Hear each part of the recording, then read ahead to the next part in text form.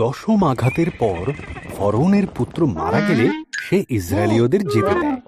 তারা লোহিত সাগরের কাছে পৌঁছলে ফরৌন তার সিদ্ধান্ত পরিবর্তন করে এবং তাদের ধাওয়া করে। ইসরায়েলীয়রা যখন ফরৌনের অশ্বরথ দেখে তখন খুবই ভয় পেয়ে যায়, কিন্তু ঈশ্বর মোশিকে বললেন তার হাতের লাঠিকে লোহিত সাগরের দিকে ওঠাতে। ঈশ্বর তখন একটা ঝোড়ো হাওয়া পাঠিয়ে লোহিত সাগরকে দুই ভাগ করে দেন। লোহিত সাগরের মধ্যে দিয়ে শুকনো একটা পথ তৈরি হয় এবং ইসরায়েলীয়রা সেই পথ ধরে হাঁটতে থাকে।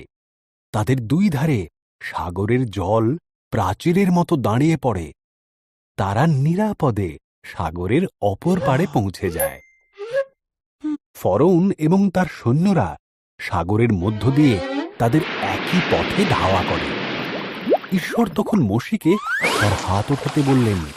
তখন সাগরের জল পুনরায় নিজের স্থানে ফিরে আসে, আর ফরৌন এবং তার সৈন্যরা সাগরের তলায় তলিয়ে যায়।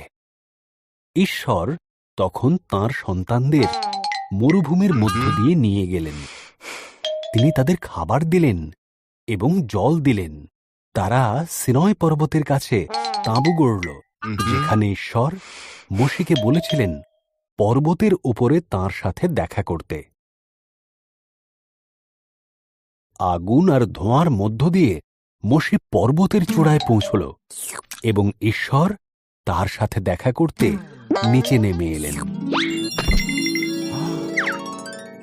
তখন ঈশ্বর মোশিকে দুটি পাথরের ওপর খোদাই করা 10টি আজ্ঞা দিলেন।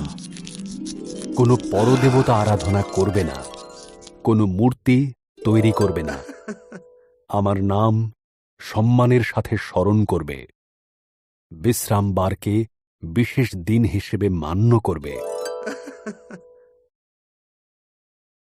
পিতামাতাকে সম্মান করবে, হত্যা করবে না, নিজের স্বামী বা স্ত্রীর প্রতি বিশ্বস্ত থাকবে, চুরি করবে না, মিথ্যা কথা বলবে না, কাউকে হিংসা করবে না বা কারোর কোনো জিনিসে লোভ করবে না।